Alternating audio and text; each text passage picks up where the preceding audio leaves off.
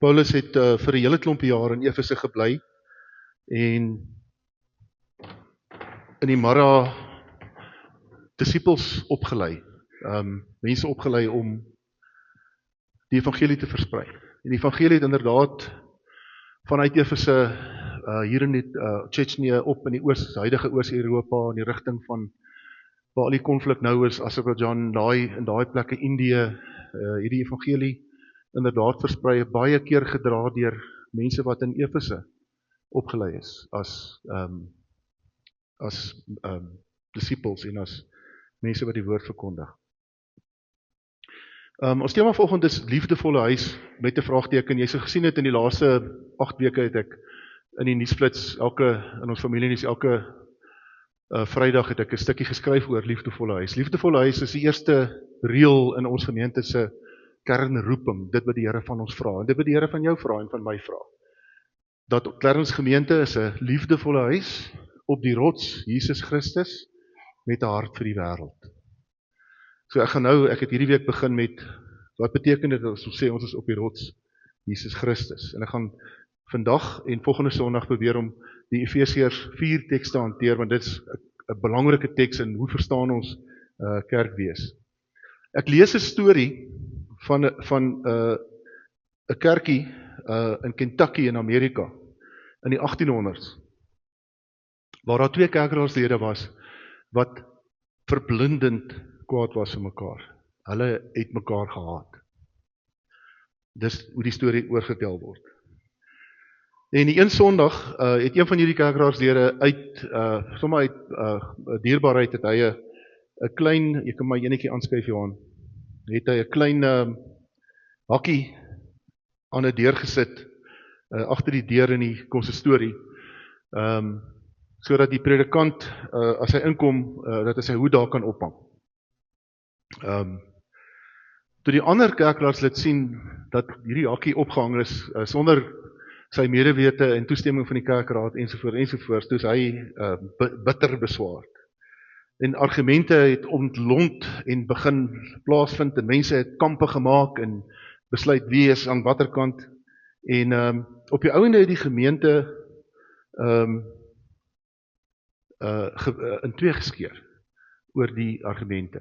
En die interessantste stukkie van die storie is dat die kerkskeuring staan bekend as die Anti-Pig Baptist Church. Die gemeente wat afgeskei het. The Anti-Pig Baptist Church. Ek dink dit is koslik. In ons gemeente is ons natuurlik nie vreemdelinge vir argumente nie. In die 80er jare het die kerkraad gevoel die pastorie kos te veel. Hy is te duur om te onderhou en die beweging is begin om hom te verkoop en dit het tot groot argumente gelei in ons gemeente. Die huis wat hier oor in die kerk staan, vir die wat nie weet nie, wat nie so lank interns is nie, was toe die pastorie wat gebou is vir die dominee. Rosewood Cottage, net hier so oorkant, waar die dominee gebly het, want hy voel hy kry te koud in die groot pastorie. En die verkope het toe in 'n argument ontstaan wat gemaak het dat die nie verkoopspan hier in hierdie ry van die banke gesit het, en die verkoopspan in daai ry van die banke, of andersom, ek is nie seker presies hoe nie, maar hulle het hulle plekke ingeneem in die kerk, en net die 'n gemeentelid se diep gebed en belydenis het op die ouende die dinge in 'n ander rigting gestuur, sodat oom Koen, wat altyd hier voorsit, hy het my in die week gesê, Dominee, ek sal maar kyk of ek dit kan maak tot in die diens. Sê ek nee, oom Koen, dis jou voorreg. Jy kan hier wees as jy kan. Hy het toe gesê, nee, maar hy sal die pastorie omskep in 'n 2-verdieping gebou wat so 'n bietjie warmer is. En dis hoekom ons nog 'n pastorie het. Vir die wat nie geweet het nie. In die laaste maand wat het ons geargumenteer oor 'n standbeeld. Voorstanders van die standbeeld, teenstanders van die standbeeld. Ons wil dit nie hier hê nie, ons wil dit hier hê. Gesprekke wat geloop het, en op die ouende uit die kerkraad dink ek 'n sinvolle besluit daaroor geneem en 'n voetnote aangesit en gesê, ons wil tog ons lidmate aanmoedig om wanneer ons so mekaar verskil, dit te doen op 'n manier wat die Here waardig is, dat ons nie sal verval in partyskappe en al sulke goed nie. En ek het in die week maandag het ek 'n ander preek gehad, toe die Here my dinsdagoggend herinner en gesê, hoorie, Jy moet dalk hierdie teks vat, sommer net om weer vir 'n oomblik te sê, hoe lyk 'n kerk van die Here Jesus? En hoe tree hulle op teenoor mekaar? En hoe behandel hulle mekaar? Want dis nogal 'n belangrike deel van ons eie storie. 'n Liefdevolle huis. En die liefdevolle huis kom van 'n gastehuis af. Toe ons gesit het 3 jaar terug en in hierdie proses was om te verstaan hoe die Here ons roep, toe het iemand gesê, maar Clarence is 'n plek van gastehuise. Ons het 30 gastehuiseienaars in ons gemeente. Ons wil 'n verwelkomende, liefdevolle huis wees. En Efesiërs 4 is die teks vir 'n gemeente se hart. So net die eerste 6 verse, volgende Sondag die res. Vers 1, ek druk julle dit op die hart, ek wat 'n gevangene is, omdat ek die Here dien, laat julle lewenswandel in ooreenstemming wees met die roeping wat julle van God ontvang het. Wees altyd beskeie, vriendelik en geduldig, en verdra mekaar in liefde. Lê julle daarop toe, om die eenheid wat die Gees tussen julle gesmee het, te handhaaf, deur in vrede met mekaar te lewe. Daar is net een liggaam, net een Gees, soos daar net een hoop is waartoe julle geroep is. Daar is net een Here, een geloof, een doop, een God en Vader van almal. Hy wat oor almal is, deur almal werk en in almal woon. Nou interessant genoeg, jy kan die Bybel oophou daar, ons gaan probeer om spesifiek met van die woorde te werk. Interessant genoeg, die eerste 3 verse probeer sê op 'n manier hoe mense in 'n geloofsfamilie met mekaar omgaan.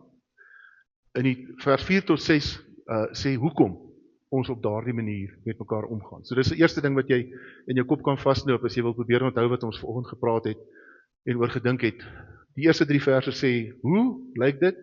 In vers 4 tot 6 sê hoekom lyk dit soos dit lyk? So hoe lyk dit? Ek wat 'n gevangene is, Paulus is in Rome, kry gou die prentjie in jou kop. Hy's in daai plat dak grondhuisies, hy het 'n wag by die deur, hy kan mense ontvang, maar hy's in gevangenskap en die gevangenskap sou uitloop op sy teregstelling uiteindelik deur die Romeinse keiser. So dit was in daardie tyd van sy lewe wat sy bediening eintlik agter hom gelê het. Hy sê ek wat 'n gevangene is, laat julle lewenswandel in ooreenstemming wees met die roeping wat julle van God ontvang het. Nou wat Paulus bedoel het, is hy het gesê God het ons geroep om hom te volg en soos Jesus te wees. Dit is wat hy bedoel het. In vandag se gesprek kan ek ook sê, kom NG Clarence, laat ons lewenswandel in ooreenstemming wees met die roeping wat God vir ons gegee het. Een daarvan is 'n liefdevolle huis. 'n Liefdevolle huis. Jy kan vir die volgende skyfie opsit, dankie Johan. So, bly getrou aan jou roeping. Hou die oog op Jesus, sê Hebreërs 12.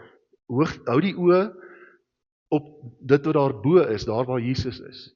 Probeer Jesus volg, hou aan hom vas en leef soos hy ons gevra het om hom te leef, om as volgeling te leef en al hoe meer en meer soos hy te lyk.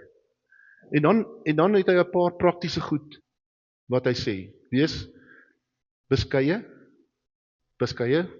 in teenoorgestelde van arrogant of hooghartig. Wees beskeie. Beskeie beteken dat ek weg sal beweeg van hooghartigheid af en dat ek minder sal wees. Beteken nie dat jy verneder jouself nie. Beteken dat jy nederig is, dat jy goeie perspektief het oor hoeveel genade jy van God ontvang het. Wees beskeie. Vriendelik spreek van self.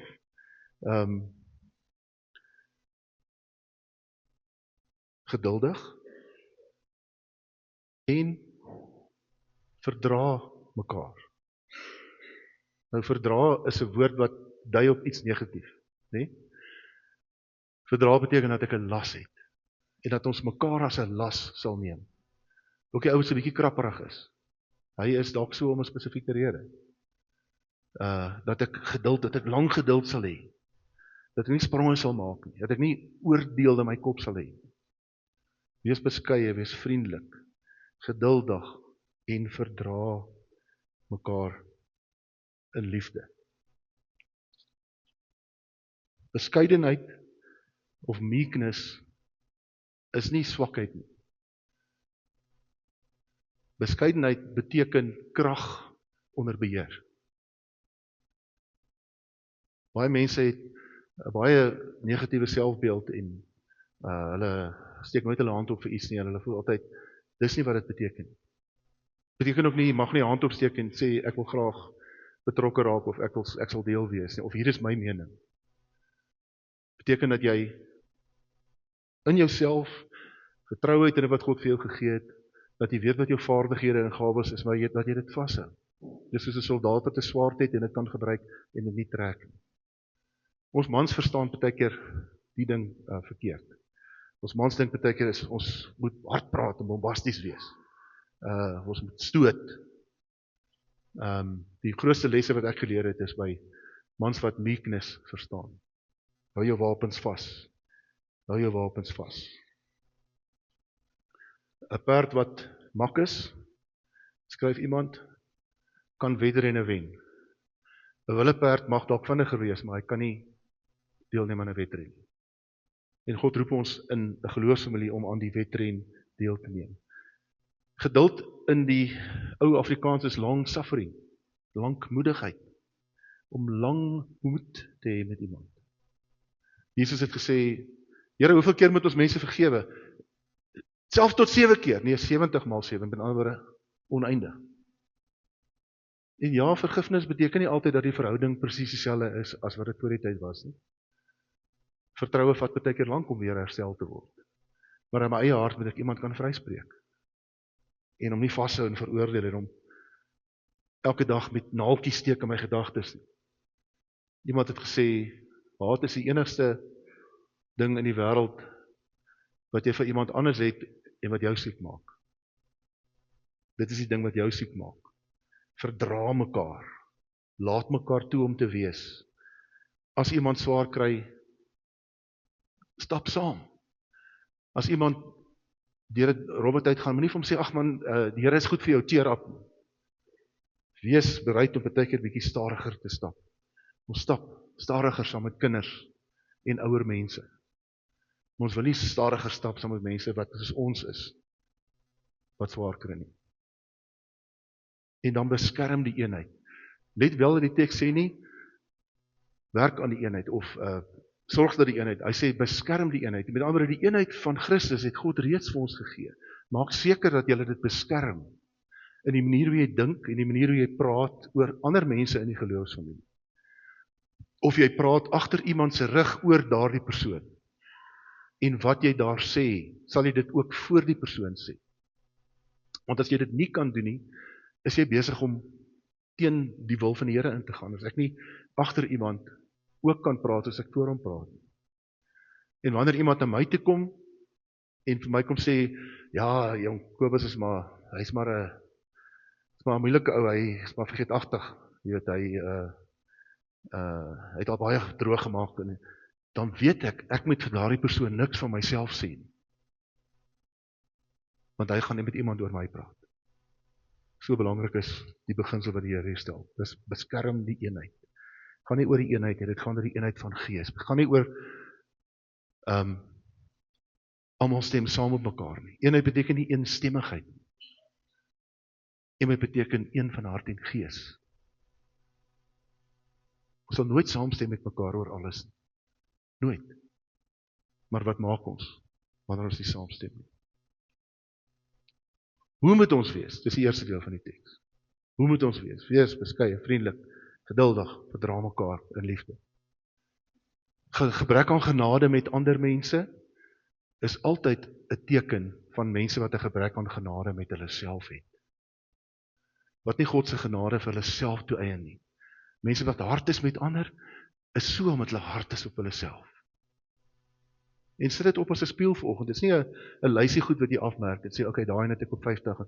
Sit dit net op as 'n spieël. Ek het deur die proses gegaan en met hierdie boodskap, soos ek maar altyd doen, is om te sê, maar Here, wat sê U vir my in die proses? Vers 4 tot 6 sê, hoekom moet ons dit doen? Waarom? Wat is die rede daarvoor? Dankie Johan.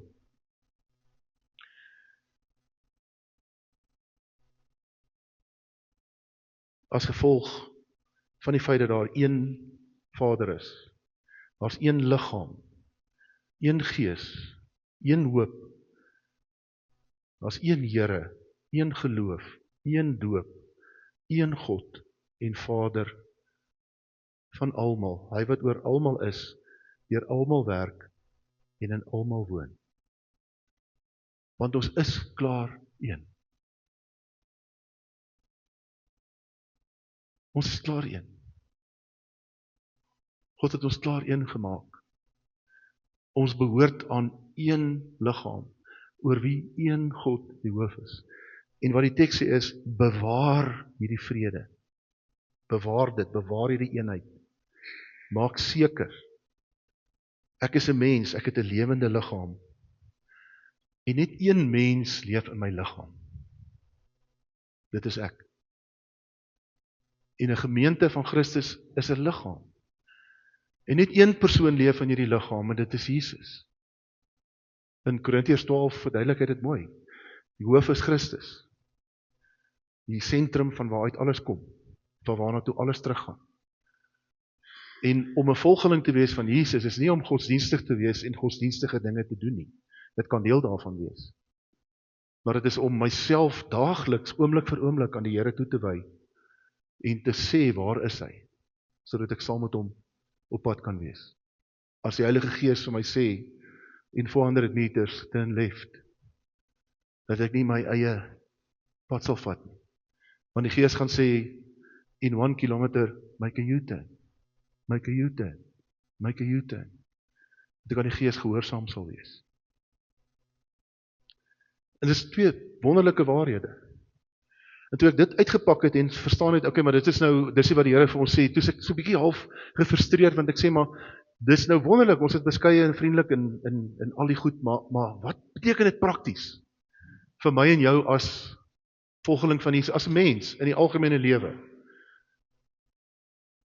En ek gaan lees Pieter Scazzero se boek oor emotionally mature Christians. 'n wonderlike boek wat gebaseer is op hierdie teks en ander tekste wat gaan oor familie wees. En ek wil vir jou 'n paar praktiese goed los vanoggend. Ek sal in die opname sal ek die skyfies probeer insit dat dit daar is. Want ek gaan nie oor dit 'n klomp goed sê nie. Ek wil dit net neersit. Wat beteken dit prakties vir my en vir jou? Jy kan daai volgende een vir my opsit, dankie Johan. Hoe lyk 'n mens wat 'n volwasse gelowige is? Piet Scazzero het 'n klomp goed wat hy noem. Dankie Johan. Eerste ding is, ons is veranker in ons verhouding met Jesus. In niks anders nie. Ek is nie veranker in my kultuur of in my familie waarna ek behoort, of in my rugbyspan, of in wat ook al nie. My anker lê in Jesus Christus. My identiteit kom van Jesus af. Ek behoort aan Jesus. Daar's nie ander goed waarop ek myself baseer nie. En as ons Jesus bely, is dit die basiese, dis wat Romeine 12 vers 1 en 2 sê. Wat is die essensiële van die godsdiens? Gee julleself as lewende en heilige offers. Dit is veranker in Jesus Christus. Ek doen nie net godsdienstige goed nie. Ek leef in die teenwoordigheid van Jesus. Dankie Johan. Ek verstaan en ek verslaan die destruktiewe mag van die verlede. Ons het klompie weke terug gepraat oor die kelder. Ek sien die kelder is nog op die opnames. As hierdie ding jou ongemaklik maak, gaan luister wie die kelder boodskap. Carl Jung, die bekende sielkundige, het gesê, hy praat van die shadow, as hierdie donker deel van ons, hierdie destruktiewe mag wat in ons verlede lê. Hy sê, as jy nie, if you don't accept and admit to the shadow, it will rule your life and you will call it fate. As jy nie hierdie donker goed in jou verlede, dit kan enige ding wees, kan seer kry wees, wonde, wat ook al. Ja, ons bly nie in die verlede nie, ja, ons praat nie heeltyd daaroor en ons is jammer daaroor. Ek sit baie keer met mense wat 2, 3, 4, 5 jaar na trauma of 'n rousmart nog steeds langs die graf is. Dis nie wat hierdie is nie. Dis dat ek gaan na my kelder toe, ek sien wat is daar en ek hanteer dit en ek leef positief daarmee vorentoe.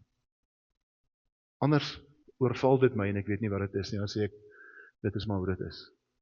Ja jong, ons gouse is maar, ons het by hierdie meer. Ons het hierdie meer, dis hoe dit is. Ek wil dit niks daarmee te doen nie. Dankie Johan. In voeling met, en nie 'n slagoffer van my emosies. Leef deur die gees, sê die woord. Wat beteken dit prakties? Ek is in voeling met my emosies. As 'n hartseer of swaar of ongelukkigheid of teleurstelling is, connect ek daarmee en ek sê dit vir iemand. Ek sê dit vir my vrou. Wat is fout? Ek is teleurgesteld. En ons dames is beter as dit as die mans. Ons mans het 'n ander afknoppie. Ons is 'n merk 1. Dames kan baie meer gevoelens beskryf as mans. Mans is kwaad of gelukkig. Daar een van daai twee. Maar as jy sit met mans, soos ek baie keer doen, en jy help hulle in daai emosies in, dan connect hulle daarmee. Dis nie, ek is nie reg kwaad nie, ek is teleurgestel, ek is seer gemaak. Moenie in beheer wees van jou emosies, of 'n slagoffer van jou emosies, maak tyd vir rus. Klink vreemd? As jy altyd werk, en ek weet ek praat met 'n klomp afgetrede mense, wat hier is, as jy altyd werk en nooit kan stil raak, en altyd iets soek om te doen, dan laat jy nie toe, dat God jou sy rus gee, en laat jy nie dit wat in jou week moet gebeur in sy hande nie. Dis sabbatsrus, sabbat met 'n klein letter, nie hoofletter nie. En daarom vat ek 'n maandag in my werk, het ek 'n maandag afdag, wat ek nie werk doen nie, ek, as daar krisis is, hanteer ek dit, ek het hier eers kom in 'n maandag 'n ding wat ek moet doen, wat ek kan inruim. Maar op 'n maandag hou ek my sabbat, my rus, om te sê, ek fokus nie op iets nie, ek probeer lees, ek probeer stil wees, ek probeer oefen, probeer my hande neersit, want God is in beheer van my lewe, nie ek nie. En as jy angstig altyd besig is om te werk, en voel as jy sit, jy voel skuldig, ek moet net iets gaan doen, is dit nodig dat jy ook in jou eie geloof groei tot op 'n plek waar jy kan sê, ek kan afstaan, ek kan neersit. Dankie Johan. Erken, erken, sê dit nie, erken en omhels my kwesbaarheid. Partykeer is ek nie okay nie. Partykeer is ek nie alright. En ek moet dit weet.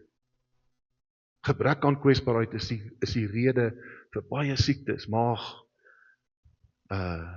suikersiekte, bloeddruk, as 'n klomp goed wat verbind word met gebrek aan kwesbaarheid. Vir mense wat net goed neersit en net maak asof dit nie daar is. Hoe gaan dit? Nee, kan nie help om te kla nie. Ek moet keer goed gaan beter, terwyl jy besig is om te vrek van ellende. Ergens moet ek kan sê, my hart is seer. Dankie Johan. Verstaan en aanvaar my beperkings. Ek kan so goed onthou toe ek 'n jong dominee was. Jesus, ek kon vir niks nee sê nie en ek het ook vir niks nee gesê nie. En ek het myself amper in 'n gebrek aan 'n gesin ingewerk, omdat ek gedink het die Here het my geroep en hy het alles vir my gevat. En ek kan nie alles doen nie. Hy is 'n harde ding om te erken in die lewe. Jy kan nie alles doen nie. Dit is so. En spreek jouself van sekere goed vry. Jy kan nie dit doen nie. Maak vrede daarmee, vra iemand anders. Moenie voel, jy moet alles doen nie. Daar's ander mense wat in die bediening kan wees oor goed. Daar's ander mense wat iets kan dra. Daar's ander mense wat goed kan doen wat jy nie kan doen. Aanvaar dit, maak vrede daarmee. Ek is ook besig om ouer te word. En as ek die Parkrun gaan stap op 'n Saterdag, is daar mense wat vir my wegstap. Hulle draf nie, hulle stap, ek kan nie by hulle bly nie. En dan sê ek vanoggend met seervoete en kuite op die kansel, want ek het bietjie te hard gegaan om te probeer bybly. Ek aanvaar dit by beperking. Ek loop nie dik bek daaroor. Dankie Johan. Hanteer konflik openhartig en volwasse. Die dominee sê vir my in die week het ek en hy 'n gesprek oor ons kerkvisitasie. En hy sê ja, dis seker maar lafhartig van hom. Hy behou nie daarvan om konflik te hanteer nie. En ek sê vir hom, broeder, kom ek help jou net gou, spreek jouself nou net hierso vry. Want of jy van konflik hou of nie, het niks met lafhart te doen, of moed, of wat, dit het niks aan my te doen. As daar iemand is wat van konflik hou, Of jy sê, nee, ek soek konflik, ek hou daarvan. Mens noem hom 'n psigopaat of 'n sosiopaat of 'n narcis. Niemand hou van konflik. Val nie eens daar belangrike goed by betrokke is, of emosionele goed by betrokke is, of mense gaan seer kry in die proses, of is swaar goed om met mense te praat. Niemand hou daarvan. As ek 'n doodsberig moet oordra aan iemand, of ek moet met iemand praat oor 'n fout wat gebeur het, dan pyn dit ook maar hier in my middel van my maag. Maar volwasse gelowiges gaan daar, op hulle manier. Iemand wat minder konflik hanteer, sal dit dalk op 'n ander manier doen. Dis nie lafhartigheid, dis hoe die Here jou gemaak het. Maar jy gaan daar, sit 'n respekvolle gesprek aan. Sê dit in 'n ek-sin. Jong, ek weet nie of dit net ek is nie, maar ek voel hierdie ding. Hanteer konflik. Ek veroordeel nie ander se lewe en geloofsreis nie.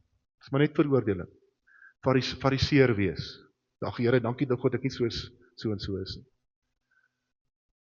Een van die goed wat die apartheidstyd vir ons ongelukke gegee het in ons Afrikaanse wees, ons het by die Britte geërf, is klasverskil, nie net rasverskil nie, is klasverskil.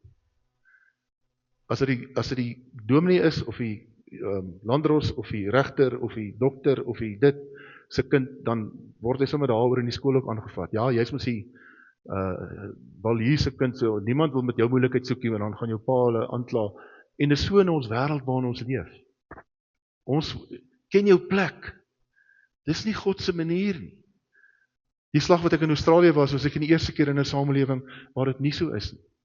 Vir Australiërs, hulle skryf mateship. Hulle sê vir almal mate. Hulle skryf dit in hulle konstitusie in. En almal kuier saam, of jy 'n skatryk is en brandarm, of jy 'n besigheidsman is, of 'n vakman.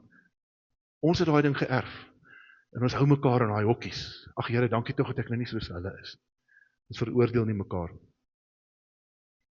Maak liefde vir ander 'n prioriteit. Moes eintlik streepie gehad het, die prioriteit. Ons vergeet baie keer dat Jesus gesê het, jy moet die Here jou God lief hê met die hele hart, met die hele siel en met die hele verstand. En die tweede wat hiermee gelyk staan. Dis net so belangrik soos die eerste, is jou naaste soos jouself. En jy kan vir iemand lief wees en nie van hom of haar hou nie. Dit is moontlik.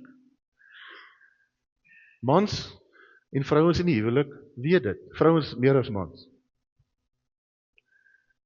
As jy nie meer lief vir jou man nie, ek is doodlief vir hom, Here, maar asseblief moenie vir my krag gee nie, gee vir my genade, want as jy vir my krag gee, gaan ek hom verwrig.